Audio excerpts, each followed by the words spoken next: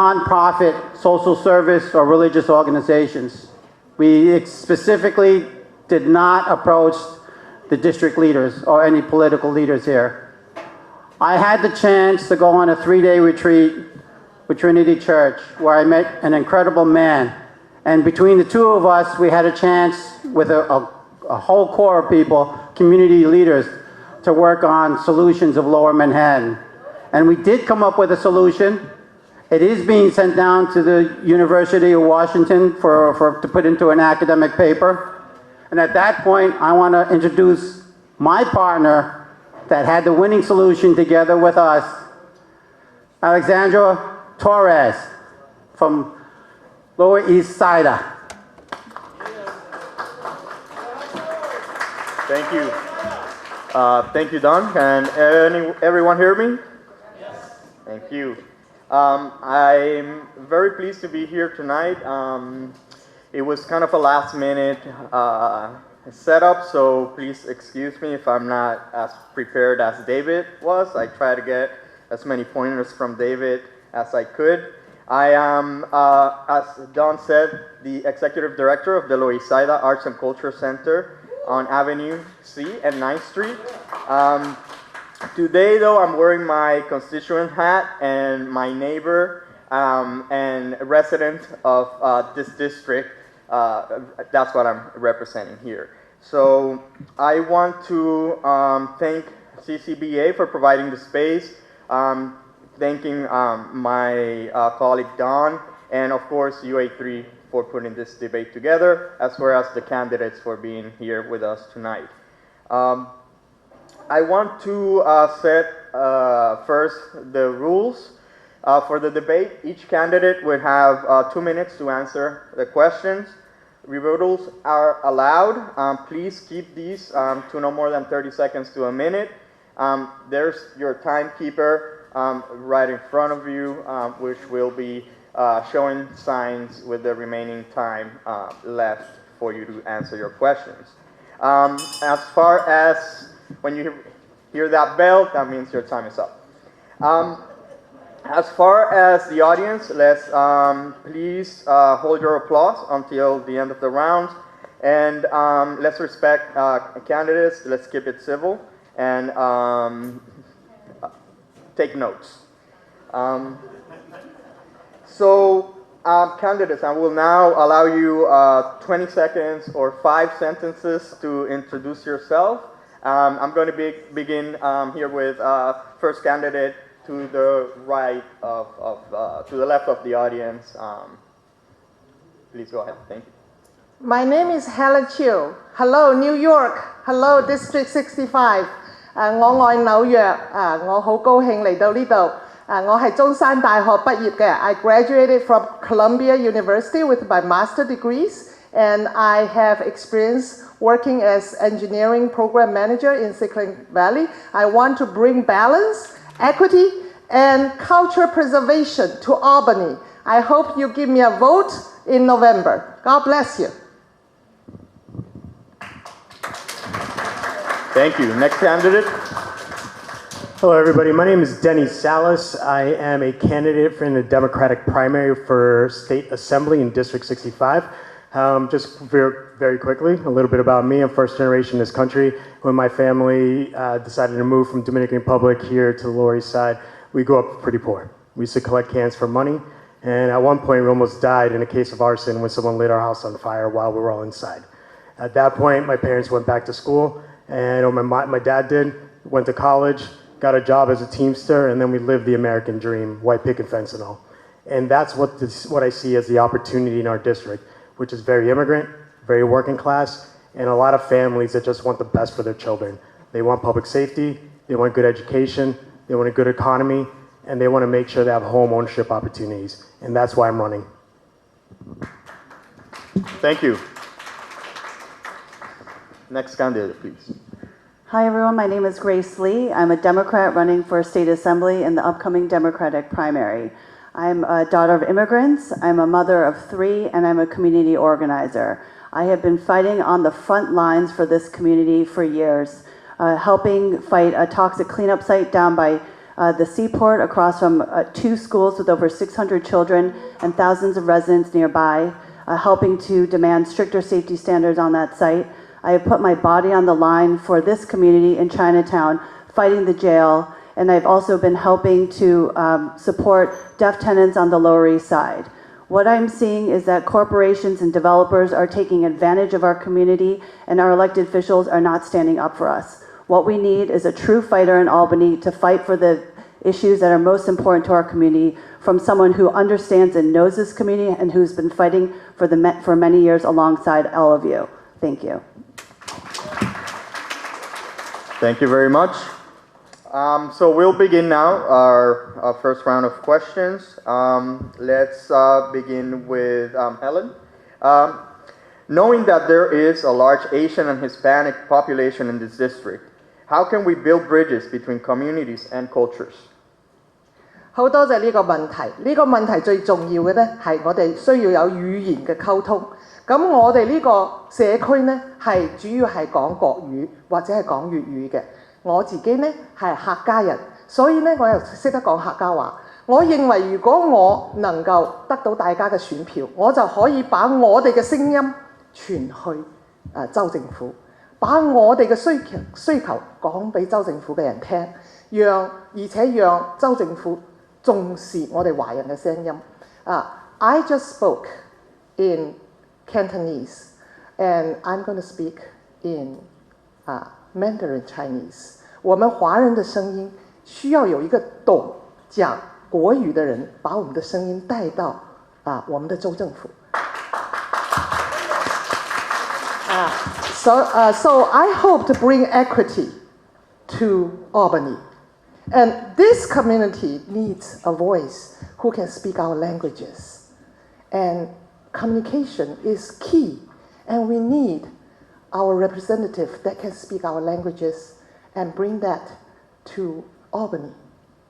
We need Albany to pay attention to our cultural preservation in our neighborhoods. And this is a neighborhood 185 years ago has given to the Chinese people in this land. And I believe this land is given to the Chinese communities from God. I believe God gave us this land. That's why we will be prosperous in this land and become a blessing for the rest of the New York City and the rest of our district. We will be the blessing for the district and New York will be our blessing too. So this is a united front to bring the equity and voice to Albany. I hope to gain your vote. Thank you. Thank you. So again, just want to repeat the question one more time. Knowing that there is a large Asian and Hispanic population in this district, how can we build bridges between communities and culture? Look, it's an excellent question, and I am Latino. And I've been welcomed by the Chinatown political leaders. I've been endorsed by the former president of CCBA, Justin Qiu. I've had the support of UDO, the only and largest Chinatown political club that's been here for over 40 years. I've been already building that bridge. And additionally, we've worked together to create food drives and turkey drives for the majority Latino areas in the waterfront, down in Section 8 housing, and it's already been done. Like, we already healing those wounds that sometimes you've seen a lot of elected leaders do in the past by dividing our communities to make sure that we don't work together. And the thing is, about 99% of our issues are all the same. We all just want a safe neighborhood. We all want to ensure that our kids get a great education, and we all want to do well economically. And what we need is to ensure that you have elected officials that has already been working to bridge that gap, but additionally make sure that everyone is on the same page and doing what we need to do, basically. You know, I wish I could be a little bit more elaborate than that, but at the end of the day, it really just involves making sure you're accepting of one another, and it does not matter how we look like, it just matters what our commonalities are. And the commonality is we all want to do well. And the piece of a pie is big enough for everybody. So I'm running, I've been building those bridges, and I'm going to continue to do so as an elected assembly person when I'm up in Albany. Thank you. Ms. Lee? Well, as a community organizer, I have been doing a lot of this work of tying together communities across our district, whether it is bringing together seniors and families in Southbridge Towers, at Southbridge Towers and across the financial district to advocate on behalf of the safety of the community, whether it's working with the Asian community, the Italian community, fighting the jail in Chinatown, or it's helping lift up and amplify the voices of deaf tenants and who are largely Latino and Black, who are not getting the services that they require. So it's not just about talking, it's about doing and providing results to the community. But as an elected official for this district that is incredibly diverse, I think the most important thing is that our elected officials have a district office that represents the diversity of this district. I will make sure that I have people in my office who speak the different languages that are represented in this district so we can serve all of you well. And I will make sure that I have a district office that is accessible, transit accessible to everyone in the district so they know how to find us and we can serve them properly. So we do that, so we do this together, serving together as the diverse communities together in partnership, and we do it with a focus specifically on local issues that are important to all of you. Thank you. Thank you. And actually, right on time, audience. I'm sorry if I did not remind you to hold your applause until the very end. So let's continue with our next question. This is in regards to housing. Gentrification continues to occur in the area. What strategies should be put in place to prevent displacement, and how to allow longtime residents to benefit from the resources flowing into their midst? I want to start with Ms. Lee. Thank you. This is one of the most important questions for our district. Housing is incredibly scarce in our district. And one thing that has happened recently in 421A was not renewed at the state level. It was the most expensive housing program in New York State, and it was a complete failure in its ability to provide more affordable housing to our district. We forego over $1.6 billion in property taxes and corporate giveaways to developers, and we cannot allow programs like this to persist in our state. So one thing I will do is to fight for real affordable housing that provides and meets the needs, the housing needs of our neighborhood, not just for people who make over 130% of AMI. We're talking about for low-income people, permanently affordable housing for all. We can also do that with programs like homeownership programs like Mitchell-Lama, which will allow people a pathway to home ownership, which is incredibly important. And we also need to provide resources to people to ensure that they have the legal services necessary to be able to fight eviction so that they can stay in their homes. You know, I have been very active with this community fighting against developers in the Seaport. I have also stood with the tenants of Knickerbocker Village fighting an acquisition that by a developer who has one of the highest eviction rates in New York City.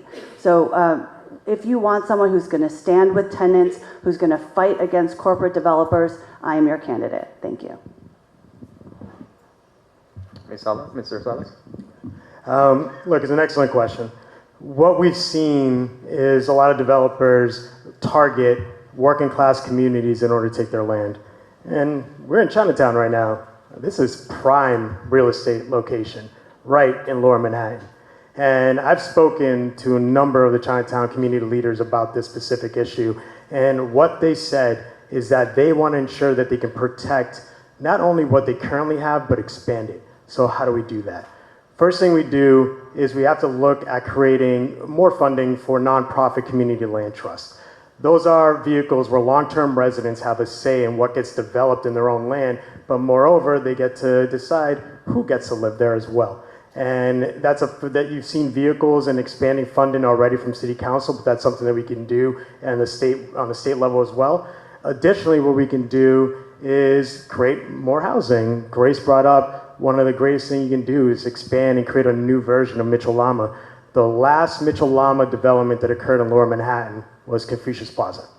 And we've seen how many homeownership opportunities were provided for Chinese Americans here.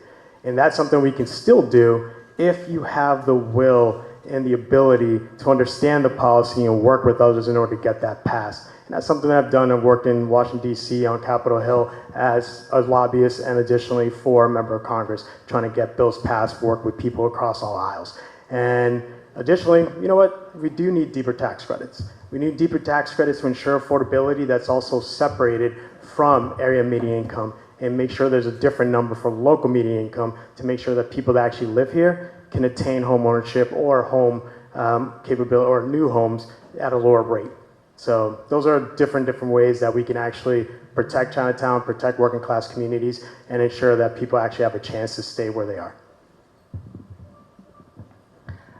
We all talk about low-income populations, and we love to support the low-income populations. But I also want to talk about middle-class populations. And we need to lower the property tax for the middle income. We need to lower property tax, commercial taxes, and also lower the commercial regulations. We have to reduce the regulations to support small businesses. These are key for us to grow a strong New York, a strong Lower East Side. So if you are all for a middle class growth, all for property pride, to own your properties, to see that the state and the city do not take money out of your ownership of your properties, I am the candidate for you. 我希望我哋喺唐人街呢，唔係單止睇我哋需要嘅資助嘅低收入嘅房屋，我哋唐人街仲有好多係我哋自己擁有嘅房屋。如果你喺唐人街係擁有房屋嘅話，咁你應該係要投我一票嘅。因為我們在這裡，這是我們的地方，我們是這裡的主人，我們不只是租客，這是我們的地方，我們需要有一個優秀的官員來為我們說話，告訴我們說，這個是我們的地方，我們可以在這裡不要交那麼多的地產稅。捱得人隻地方係捱得人嘅，唔係搞咁多地產稅可以冇？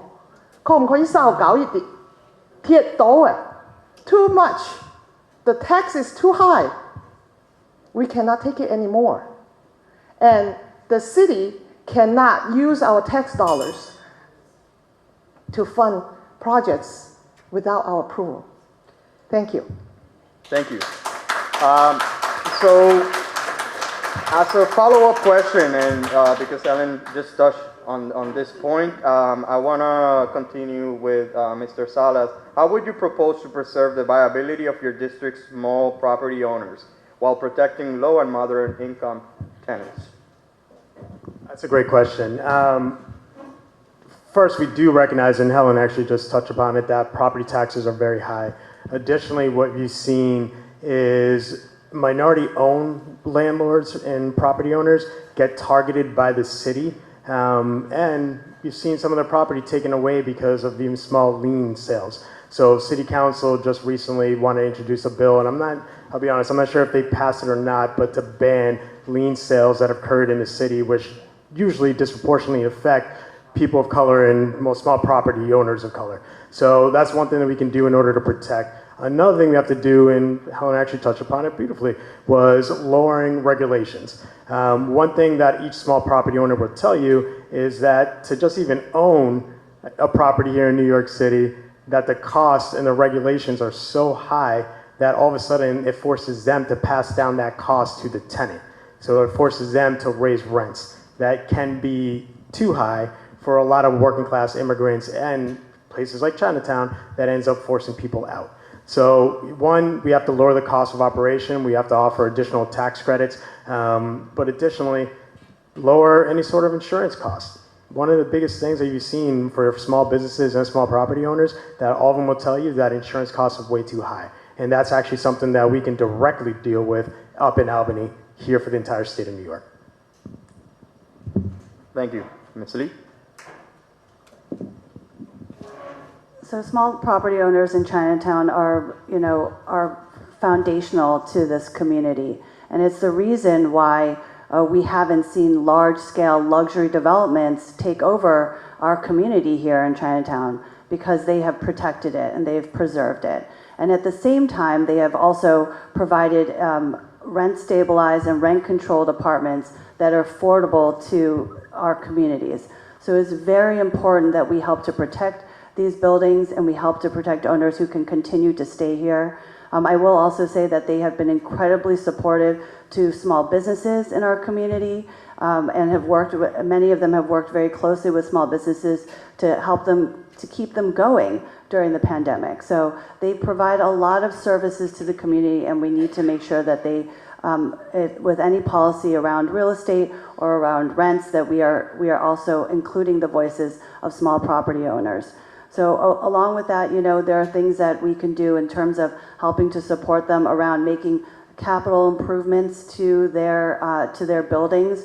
Right now, it's very difficult for them to make those improvements and afford those improvements, especially when their property taxes are going up, while their rents are staying quite low because they have large percentages of rent-stabilized and rent-controlled apartments in their buildings. So we need to be able to allow them to do this and find some way to help them cover those costs. In addition, like Denny said, I do agree with the fact that insurance costs are very high, and we need to review what those rates are, how they are being calculated.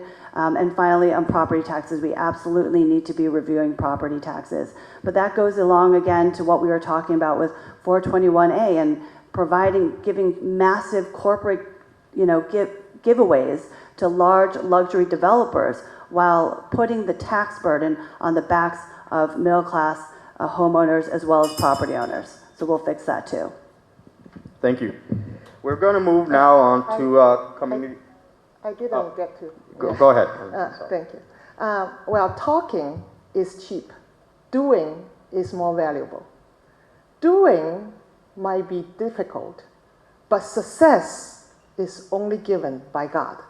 我啱啱講嘅咧就係做嘢講嘢係好容易嘅，但係做嘢係難嘅。做嘢咧或者都唔係咁難，但係成功做嘢係只有神可以賜俾我哋。I want to let everybody know, I was the person that spoke here to stop the homeless shelter being built in Chinatown. Excessive homeless shelter being built in Chinatown. And thank God, I have success in 231 Grand Street with the support of our entire community. Our voice was heard in the state, in the city. And we stopped the homeless shelter being built in Hanbi Hotel, just around the corner. So this is how we build our community. We cannot allow excessive low income and needy populations to be in our community while we do not receive the equity treatment. We want equity in our community. This is the word. 我哋需要平等，我哋需要喺州政府得到平等嘅權力，我哋需要喺市政府得到平等嘅對待，唔能夠把所有嘅遊民所放喺我哋當中，不能夠把所有的遊民所放在我們這裡，我們承擔不了400個床位的遊民所，這個231漢碧酒樓的遊民所就是我的工作和大家一起同心協力，我甚至帶了一個廣告牌，那因為今天就不拿出來，但是很多人可能看見了，也就是說我們要同結一心，反對在這裡有不公平的待遇，我們是要有公平的待遇。謝謝大家。Thank you. So we're now moving into community safety. This question would be for Ms. Lee. Safety being the #1 concern across all sectors, with hate, mental issues, and anti-Asian crimes on the rise, what are your plans to tackle these serious subjects? So public safety is absolutely the number one priority for me as your next Assemblywoman. And this crosses all neighborhood barriers. This crosses all lines and segments across our population, no matter where you live in our community. And I will say that what we need to do is really focus on tried and true methods that have demonstrated to make our communities safer. And one of those is by supporting uniform foot patrol. We need more of that in our communities. What we are seeing is we know that more uniform foot patrol in our communities actually helps to deter crime. And I will be working with our law enforcement agencies, as well as the DA, our advocates, and our community organizations on this to make sure that we have people in the right places to work on that. In addition, when it comes to anti-Asian hate crimes, I want to say that what's very important is that we keep the NYPD accountable. When the NYPD, when it was shown back in February and March, that the Hate Crimes Task Force unit was not taking our crimes seriously and not even documenting them, I called on the head of the NYPD Hate Crimes Task Force unit to resign. And that is the kind of leadership that you need, someone who is going to speak out. In addition, that racism has led to other issues of safety in our district, and one of those issues is around the mega jail in Chinatown. That is why I have been organizing for several years on this issue against the Chinatown jail, and and been one of the people to actually put their body on the line for this community to fight that and to ensure safety in our communities. Thank you. Yeah. Helen? Me? Okay. Yes, the key to a safe street is to repeal the bail reform. It's a failed bill, and we should repeal it. 我哋嘅社區點解咁唔安全呢？就係因為有一個叫做零保釋金嘅法案，我哋必須要廢除呢個法案。呢個法案使到疑犯捉咗起身以後呢，可以即刻放翻出去，逍遙法案。這個零保釋金的法案，使到疑犯抓起來，馬上又可以被釋放出去，這就造成了這些疑犯繼續在街道上遊走。我們這裡的一個案子，疑犯12次被放出來，後來行了不可讓人發指的罪案。We must repeal the failed bail reform. It allowed criminals to roam on the street and give the population a wrong impression, as if we have no longer have any law and order. And Denny has a very nice suit on today. If I grab his suit, guess what? I will have lunch in the police station and get out in the afternoon. And tomorrow, I will grab his bag. This is not how we New Yorkers work. We New Yorkers are smart people. We New Yorkers do not tolerate such kind of nonsense. So I will repeal that law on the first day in Albany. You can count on me.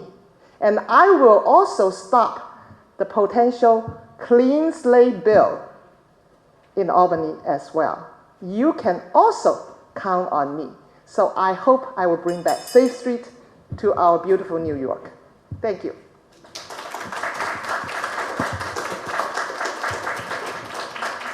Mr. Salas. Thank you. Look, we've spoken to thousands of neighbors, we've knocked on doors and thousands of our neighbors, and I can tell you, head and shoulders, the number one issue in our district is public safety. And I'm actually shocked that my opponent, Grace, just said that she was calling for more police, because she's on record on several occasions calling for defunding the police. All right, yes, you are. It's on record.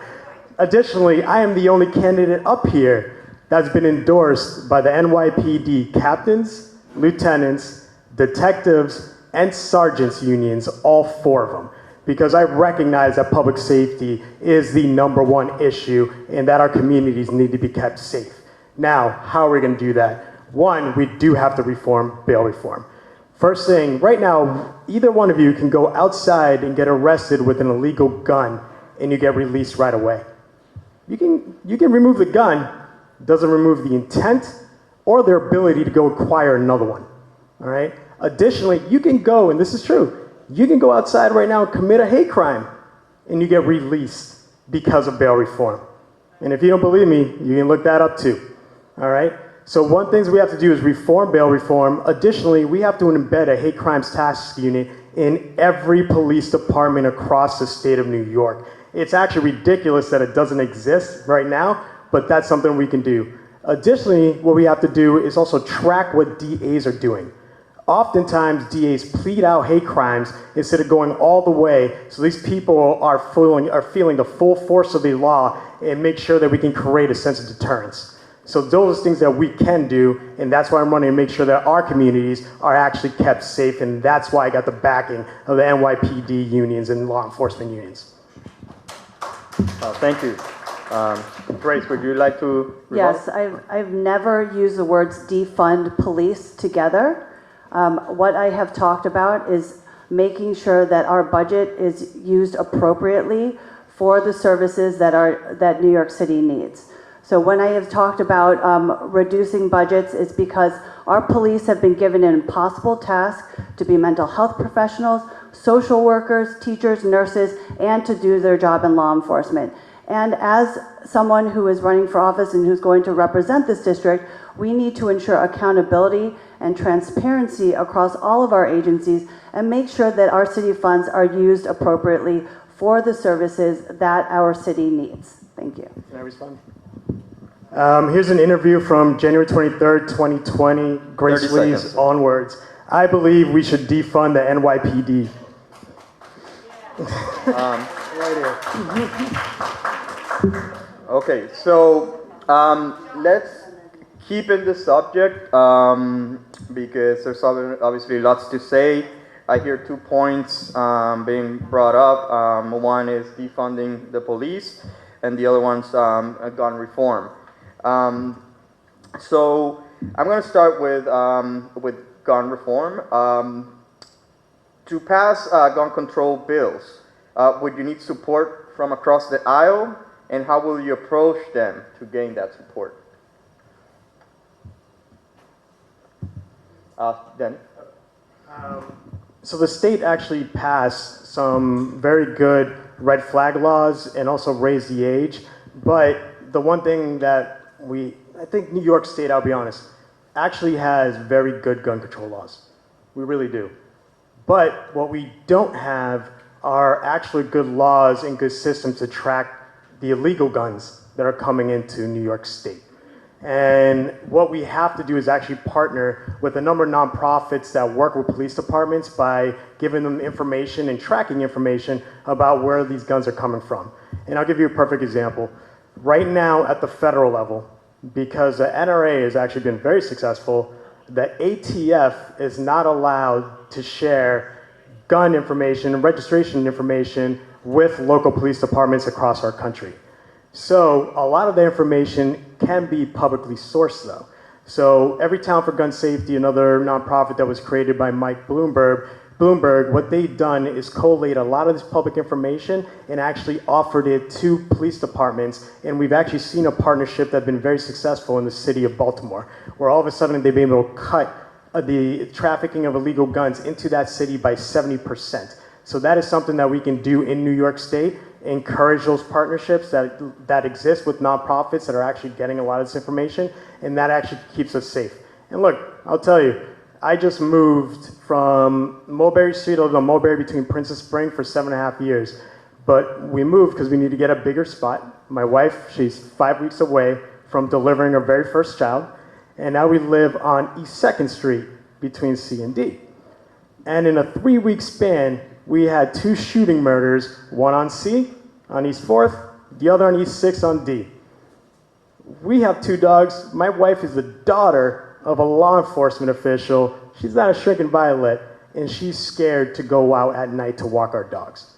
All right, that's a reality we're living in. So we have to do what we can to stop the actual importation of illegal guns, and that's what I intend to do when I get up to Albany. Thank you. Helen? I like what Denny was sharing. I also want to add to that and say, how about also stopping the illegals, the potential criminals who might be using the guns to hurt people? Let's also screen the people who has criminal records and make sure they are under our watch and will not have a chance to hurt our community. I think we need to increase police funding. I think we have very excellent police force. That's not just giving you tickets on the street. They are detectives. They are Sherlock Holmes. They are the real Sherlock Holmes. 我覺得我哋一定唔能夠讓警察嘅經費減低嘅，一定唔能夠咁嘅。我哋一定要增加我哋警察嘅經費嘅。我哋嘅警察係好優秀嘅警察嚟㗎，佢哋受過嚴格嘅訓練，佢哋係偵探嚟㗎。The police force, they are detectives. They can prevent horrible crimes happening in our community. Let's trust the police to prevent horrible crimes. 佢哋可以預防有嚴重的犯罪案件喺我哋當中發生。我們的警察是優秀的警察，他們就是現代的福爾摩斯，所以給警察他們需要的警力是幫助他們來保護我們的社區，不讓下一個危險的事情發生。這是我們的警察，所以我是支持增加警力的，希望大家喜歡。Grace? So I agree with Denny on this, that we need to really be fighting the illegal guns that are coming in from, and stop the pipeline from other states coming into New York. We do have some of the strictest laws in place for gun control across the country, actually. And I'm very proud to have the support of Hakeem Jeffries, Congressman Hakeem Jeffries, Congresswoman Grace Meng, and Congressman Jerry Nadler, because they're working in partnership with our federal government as how we are going to try and get some of this done. So, and that's all I have to say. Thank you. How are we doing on time, David? Are we good? Okay. So, thank you. I'm gonna go now into a little bit of mental health questions, and this one is in regards to women's reproductive rights. I'm gonna start with Denny. How would you affect the state's legislation in regards to abortion? So New York State already has codified abortion in our state's constitution, so we actually have very good protection for women's rights and women's reproductive care. Now, the things that we can do is ensure that New York State's a safe haven for women that inevitably are going to come into our state to receive reproductive care. So I actually support State Senator Biaggi's bill that provides housing and transportation, but I want to add on to that so we can actually provide some aftercare services as well. So we have some bills, but we also have the governor that created her own little slush fund, as well as Attorney General Tish James, to help women that are coming into the state of New York to receive reproductive care, but we need to codify that, put it into law. Those are the things that we can do. Grace? I also agree that we need to be able to be a safe haven for other women who cannot access abortion in their own states to come to New York State. I also want to say, even though we have codified abortion into state law, it is still very difficult for everyone, all women in New York State, to get access to those services. We need to make sure that healthcare is affordable and accessible to everyone in New York State. That is why I support the New York Health Act and support universal health care. We need to make sure that anyone who needs an abortion can get one and can afford one. And I will also be supportive of funding for other for community local organizations that are helping with all of these efforts. Helen. I love women's rights, and one of the most beautiful women's rights is the right to be a mom. I am a mom of my beautiful son. Shout out to my son David. Hi. So I think that is my proudest identity, is to be a mom to my son. So I want to support every woman who want to have beautiful children, and I want to support them in every walk of their lives. I'm a Christian pastor. I work with many, many women and many, many families and many, many men as well in different phases of their lives. And we all notice that we will face difficulties in this life, but oftentimes we also have great solutions, oftentimes a blessing in disguise in our lives. So let's trust God. 我覺得我哋最重要嘅一個女人，作為一個女人，最美好嘅一件事就係能夠成為媽媽。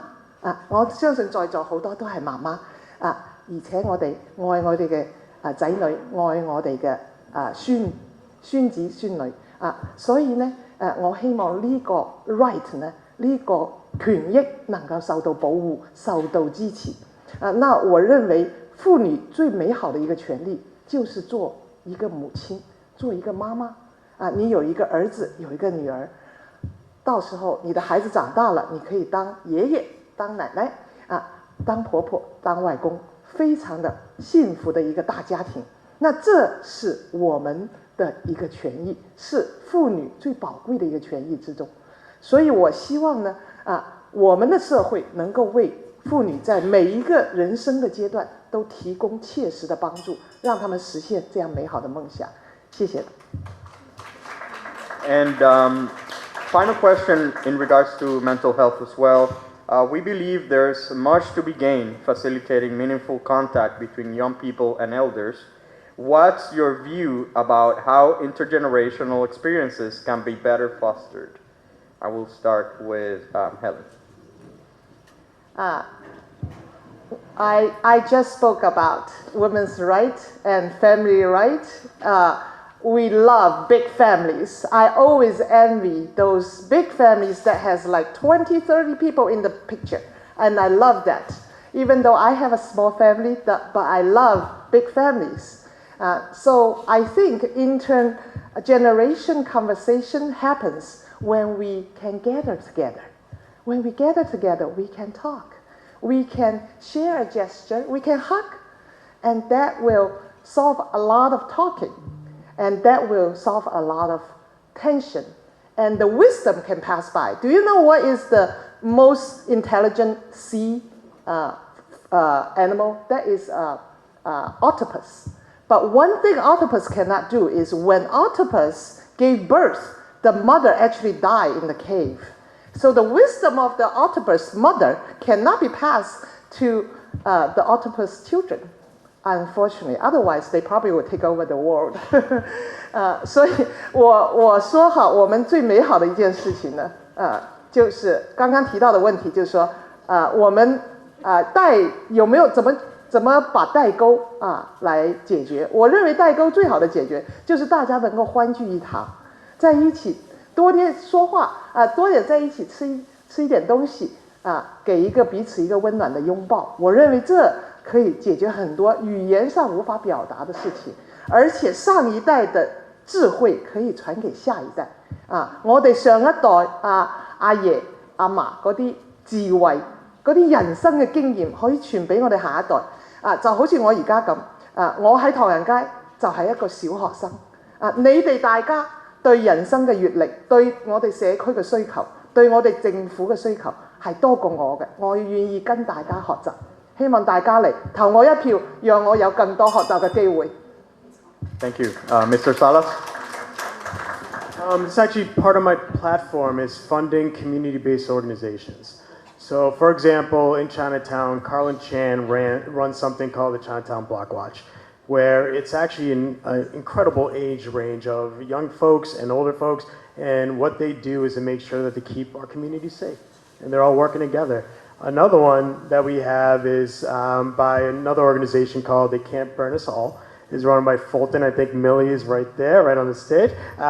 They have this incredible program where they go down to the subway stations and they make sure seniors get home safe and get away from the subway so there's no attacks against them. So you have so many wonderful organizations that currently exist in our communities, and what they need is just that extra funding. That's it.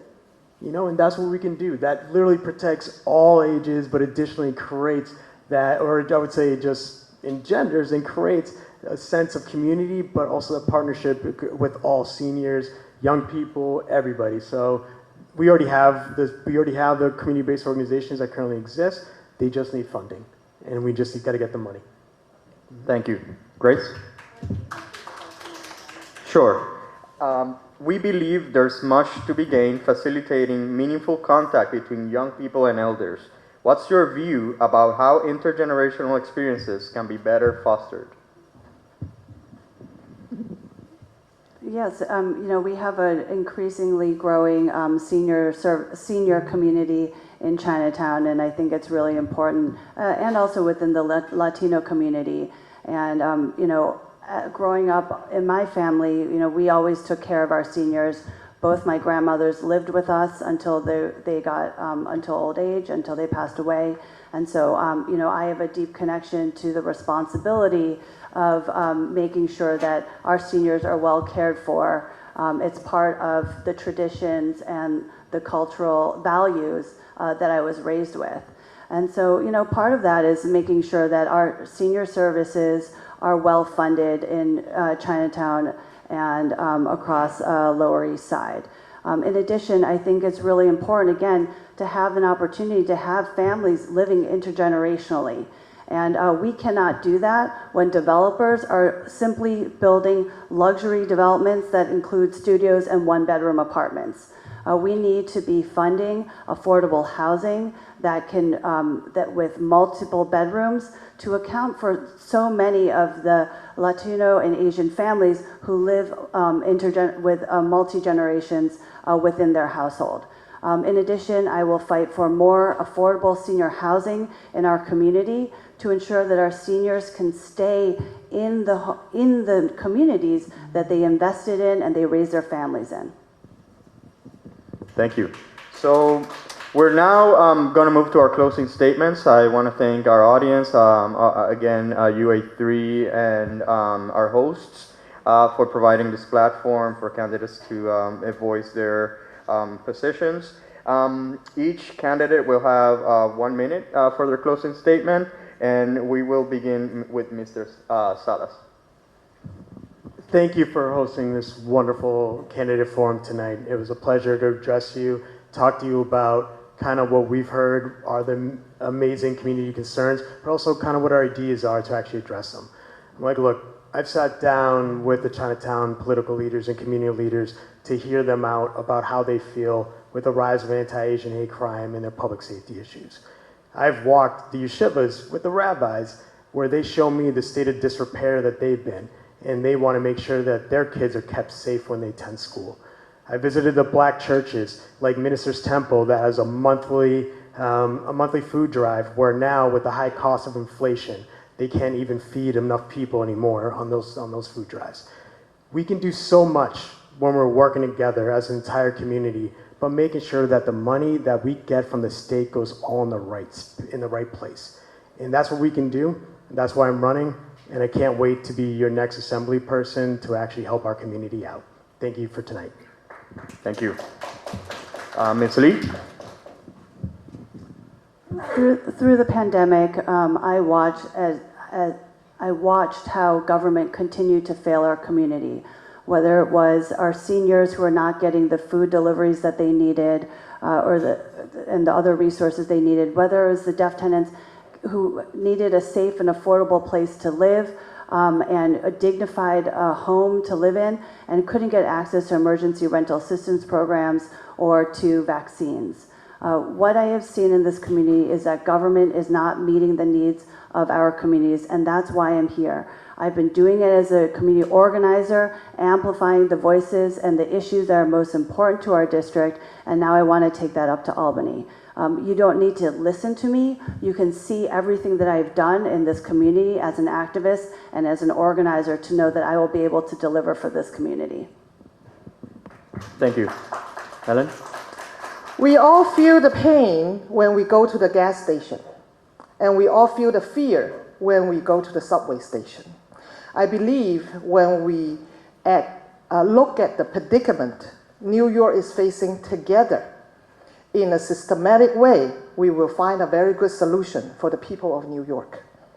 I honor our Big Apple, New York City, in our state for our pioneering historical role in American history. In 2022, I want to bring the pride to Albany, representing our District 65. And I want to work with my colleagues of all stripes and colors to examine together the good and the bad we face as New Yorkers. I am the only candidate. 我係唯一一個華人嘅參選者。我是唯一的一個華裔參選者。I want to bring equity to Albany. 我要把平等的權利帶到我們的州。希望大家投我一票。